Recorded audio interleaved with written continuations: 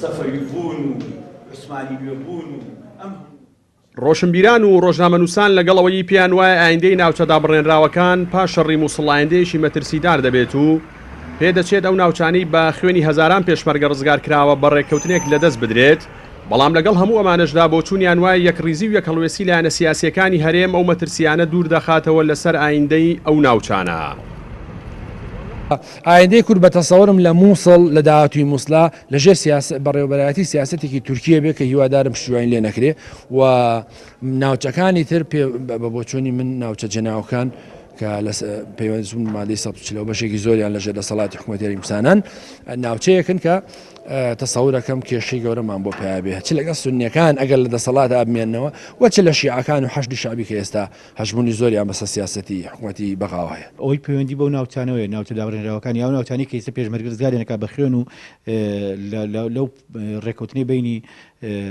عبادی و باڵین حکوومەتی عێراقی و حکوومەتی هەرێمی کوردستان و ئەمریکیەکانە بە چاودێری ئەمریکیەکان دانراوە کە پێشمەرگە بڕێتەوە شوێنانی کە پێشتر لێی بووە بڕوام وایە ئەوە کەوێتە سەرەوەی کێمە چەند سوورە بین لەسەرەوەی و ناوچانە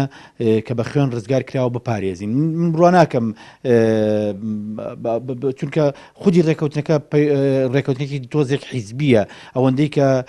پارتی کردوێتی ئەوەندە کە هەموو حکوومەتی هەرێم نەکردووە بۆیە من نیگەرانی ئەوەم کە لە دوجارە ئەمریکیەکان و عبادی فشار بخەنە سەر کوردستان بۆی کە بگرێتەوە شوێنانە.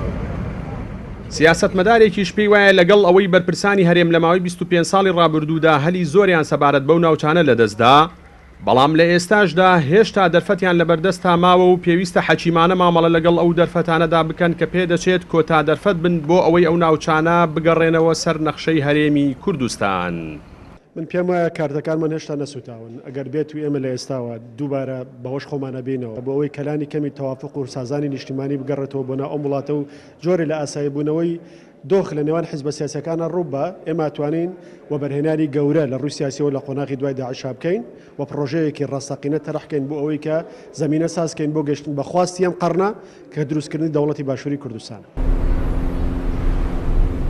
لە دوای هاتنی داعش و کۆنتڕۆڵکردنی مووسڵ لەلایەن ئەو گروپەوە لە دەی حوزەیرانی ساڵی 2014 هێزەکانی پێشمەرگە بە قوربانیدانێکی زۆر توانیان زیاتر لە 90 یەو ناوچانەی کە پێشتر جێناکۆچی لەسەر بوون لە نێوان هەرێم و حکوومەتی ناوەند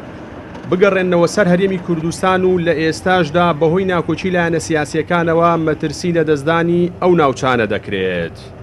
جەلال جەباری، کەناڵی ئاسمانی پەیام، چەمچەماڵ.